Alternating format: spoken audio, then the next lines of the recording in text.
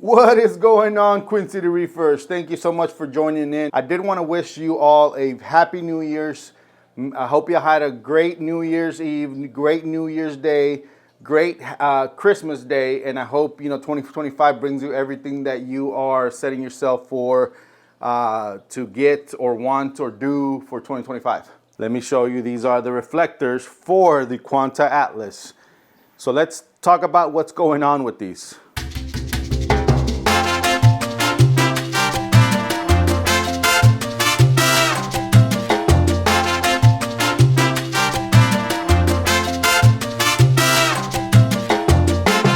We have the Mega Matrix. I know y'all been probably waiting on an update for quite some time now, and my bad, I've been very busy with the holidays and everything, and I've really made family a priority before any of this. But like I said before, if there's ever a day that I need to end the journey on YouTube, I will definitely let y'all know and not just leave y'all hanging. But for now, we're gonna keep going slowly but surely. And here is an update on the Mega Matrix. As you can see right there, we still have the Atlas running on this tank. These are the Quanta Atlas.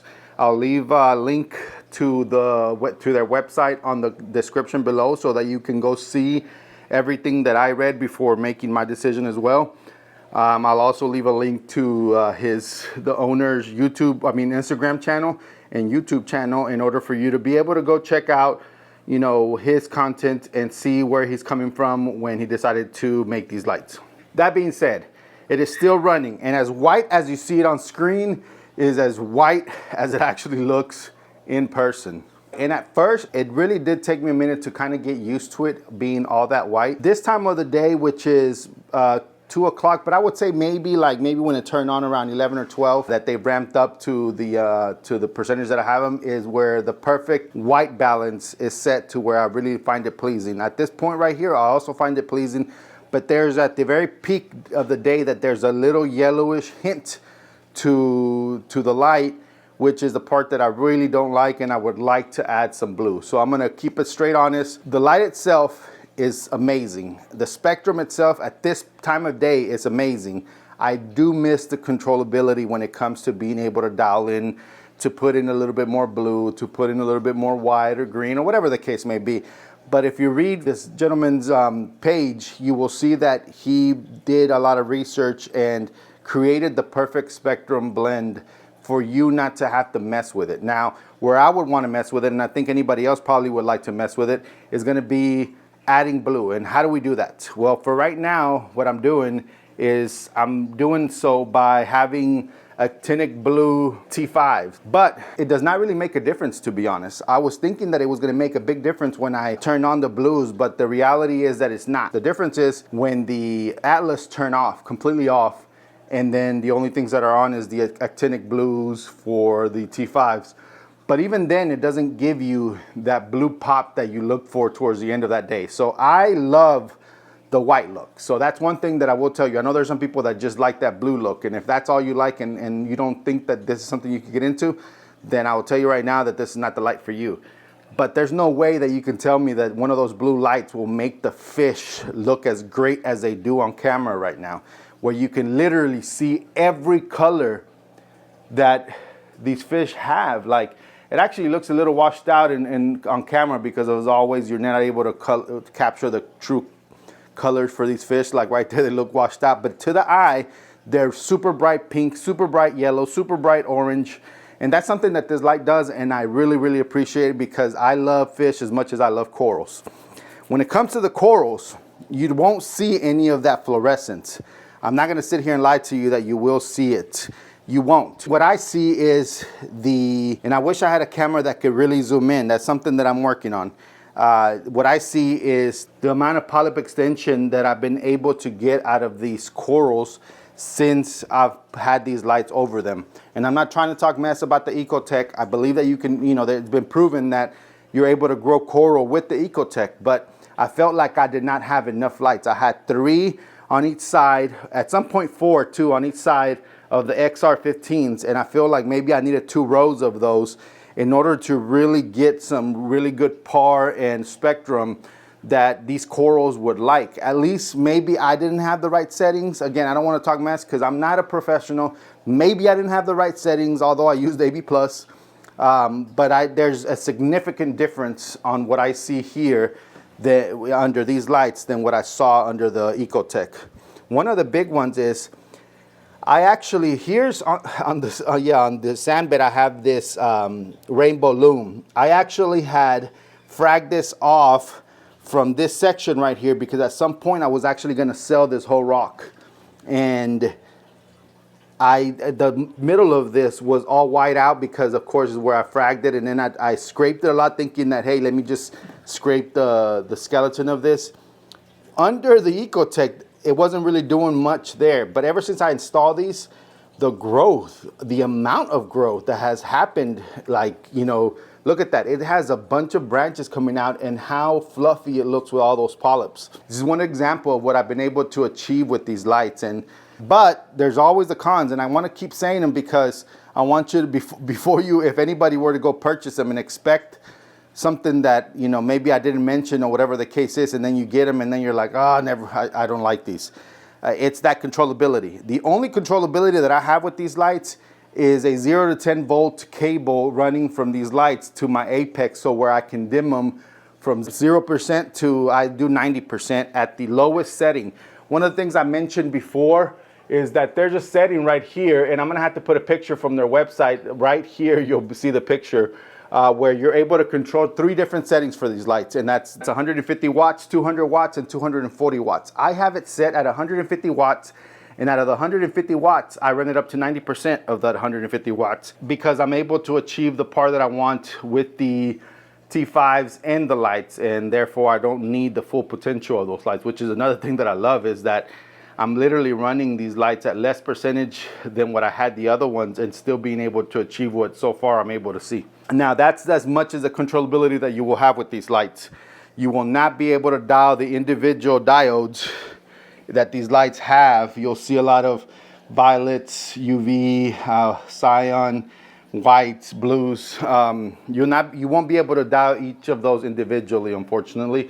But I think that's the way that he keeps his costs low, not having to create an app, not having to create ways that will cost more money in order to be able to control them and just give you exactly what you need in order to be able to grow coral.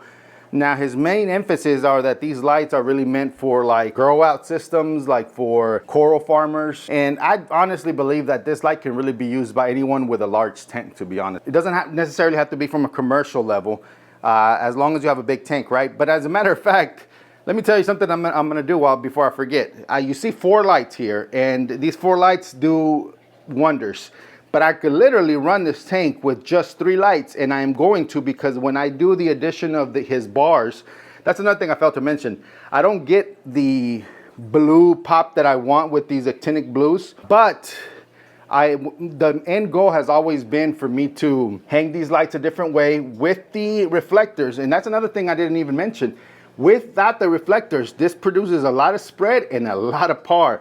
I have the reflectors. I'm going to use them once I have the Helix bars, and the goal here is going to be to have 3 lights, 1 in each section where the opening is, where there's no Euro brace. There's going to be 1 here, 1 in the middle, 1 up top. They're going to hang a little higher because I know that with the reflector, the par level is going to go off the roof, and the Helix bars are going to hang with them on each side in order to produce that blue pop in the evening that I'm looking for. And that's how I'm going to resolve that issue. He sells not just these Atlas, but he also has that he calls the Quanta Helix Bars, and they come in different sizes, and if you buy more, there's bundle deals. So definitely want to check it out, man. You definitely want to check it out.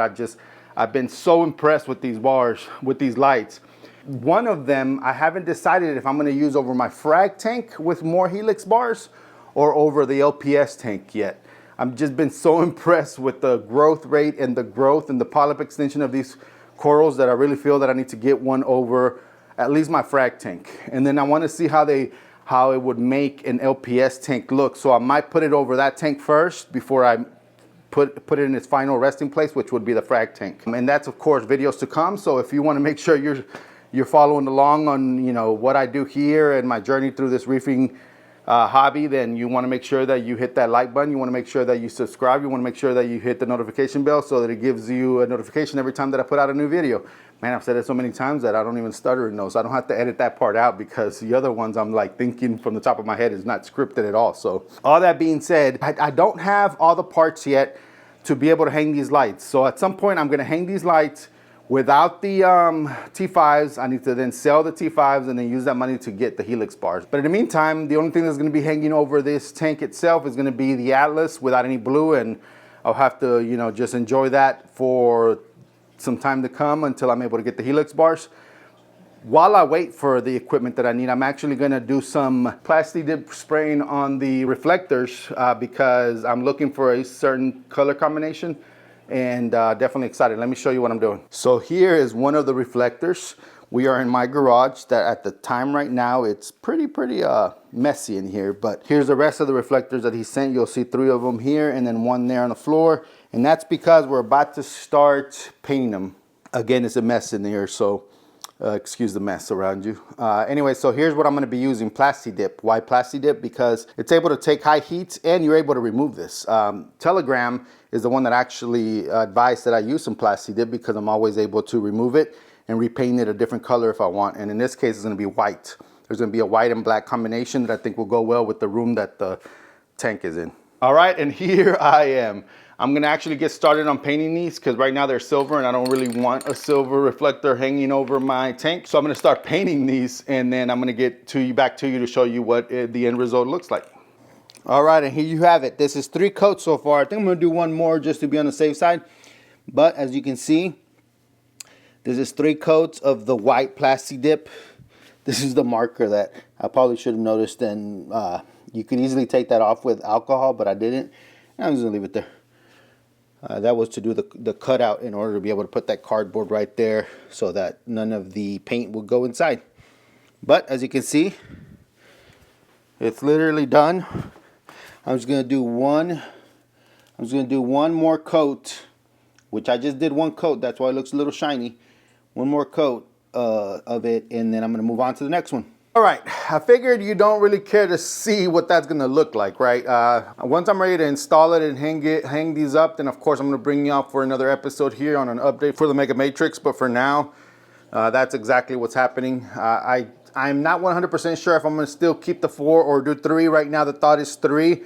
I'm gonna do 3. I'm gonna measure the par, and if everything looks good with the par levels, and if it looks as bright as it does right now where there's no shadowing, then I'm gonna keep 3. But if for whatever reason I feel like there's shadowing or whatever the case may be, then I might end up just adding the 4. I actually bought some of that T-slot extruded aluminum bars so that way it's easy to just be able to hang the next one up and just slide the other one over. It shouldn't be that hard. So I'm excited about that. I'm excited about the new lighting and the new railing that I'm gonna put for the lights with the reflectors, because that's gonna act like a shade for the lights. And then at some point be able to purchase the Helix bars. For those that are new to the channel, you know, I'll give you a quick update on what this tank is. This is the Planet Aquariums 310-gallon Mega Matrix. A buddy of mine actually made this sign right here for the tank, which I thought was really neat. Thank you so much for that sign. It's actually pretty awesome. He actually also made some glow-in-the-dark coasters. Let me show you those real quick. So here are some of these coasters made from 3D printing, and each one has different designs on it that glow in the dark. I thought that was pretty neat. Let's see. So yeah, so this is a 310-gallon Planet Aquariums Mega Matrix. It is an 8-foot long tank by 2.5 feet wide from front to back, and then 2 feet tall. If there's something that I would in the future do when this tank is ready to be retired and I'm ready to upgrade to a new one, I'm definitely want a higher tank. I used to have a Blaminghi tank in here, and I don't know if you noticed that tank is no longer here, but he was actually growing bigger than the Dusumeri that eventually is going to need a new home too. And I was able to find a gentleman that has a 600-gallon tank that he put him in, and he sent me, well, I've seen some posts that he's put on social media where I've been able to see the Blaminghi, which her name's Freckles, and she's definitely doing awesome and definitely looks good in that tank. So very happy that I did that, even though we do miss her because she was the one with the most personality. It's hard to get rid of the Dusumeri tang. This is a Hawaiian Dusumeri tang, and if those that know, Hawaii has a ban on fish, so it's one of those things where I'm like, ugh, I don't want to, you know, what if I'm never able to have that again, even at, you know, getting a smaller one, growing it out again, so on and so forth. And then you have that yellow eye coal tank that's going right under him, right there. That's also from Hawaii. And, you know, those are things that you're like, you realize that, you know, there's a ban on them, and now you appreciate them even more. But, you know, whenever I feel that it's time to do an upgrade and for this tank to retire, I'm definitely going about 30 inches, maybe 32 inches tall, and maybe another foot or two that I would have on the sides longer, which would give me, I think, a dream tank. And I know what you're saying. This should be my dream tank. It's 310 gallons, and it really is. One of the things, and you know what, I'm going to call myself out on something, and something that I want to hold myself accountable for this year of 2025. Growth in this tank. I have done so many changes. Let me, myself, and I'm calling myself out right here, be the example of what not to do. And so every time there was something new, every time new liquids, new amino acids, or different brands, or whatever the case may be, there was always change in this tank. And I think that's what's caused not only a lot of the corals that I used to have demise, but, you know, lack of growth. And so one of the things that I've told myself in the last month or two is that after I installed these lights is that I'm not going to be changing anything. I'm going to keep my same routine, my same you know, dosing, what I normally like to dose when it comes to amino acids and vitamins and all that stuff. But definitely stay away from, you know, blindly dosing trace elements or blindly dosing all these bacteria supplements that I, you know, normally would dose, because I feel like I don't know what would have caused a lot of my other coral deaths. You know, by now, honestly, this tank's been set up for over a year. And one of the things that I noticed on other people's videos is that they've said that they've had it set up for 8 months, a year, 2 years, and they have so much growth. And there's some of my trooper corals that I do have that, you know, you'll see, like the Setosa monopora, the bubblegum digitata, this monopora, that, and then of course the Monty Cat back there, that have shown that growth throughout the, actually I think it's been set up for over 2 years, that have shown all that, right? And have shown, but then you see a lot of empty spots. I've rescaped this tank so many times, and I really am at a point where I really like this scape. I love the fact that there's ability for the fish to swim under. I don't really like the negative scapes, but I do like these arches, because you're able to kind of mount them on top of each other to where you could put corals on top, right? But still have fish be able to live under, versus having just rocks mounted on top of each other. And then for big fish, there's not a lot of room for swimming, but in this case there is. That guy right there has plenty room to swim under and over right now. But I do want to hold myself accountable on trying to keep this tank as steady as possible without much changes, in order to just give these corals enough time to grow, enough, you know, stability, which is key in order to really, you know, grow. Because I think that all the changes, the different dosing, the different things that I do around here, changing from this additive to that additive, really have taken a toll on some of these corals. And so now that I've seen a lot of success with these lights, and I haven't really had time to mess with this tank too much, you know, because I've been busy with life, that I've seen a lot of progress, a lot of good things, a lot of good growth, that I'm like, you know what? I used to think really like, no, let me add this will help. Oh no, let me add that would help. But if you notice, I should be where these other guys are at, where the tank is full of corals. And if it hasn't been one thing, it's been another that has made it a little bit difficult to really get there. But I'm gonna hold myself responsible. I'm gonna work on just keeping this stable. I'm gonna work on stability and minimal changes, and let's see where this gets us this year.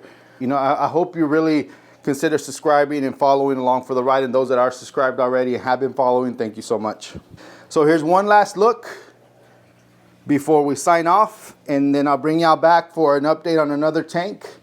I'm thinking the update is going to be on the Red Sea Reefer E260 Max, because I've done some changes there that I want to bring you along for. All right, ladies and gentlemen, thank you so much for tuning in. Again, doesn't cost you anything, but if you could please do me a favor and hit that like button. If you're here towards the end, you definitely need to hit that like button. I truly appreciated you following my journey, and I look forward to the continued content creation of my journey with reefing, and hopefully you can learn a thing or two along the way. All right, catch you on the next one.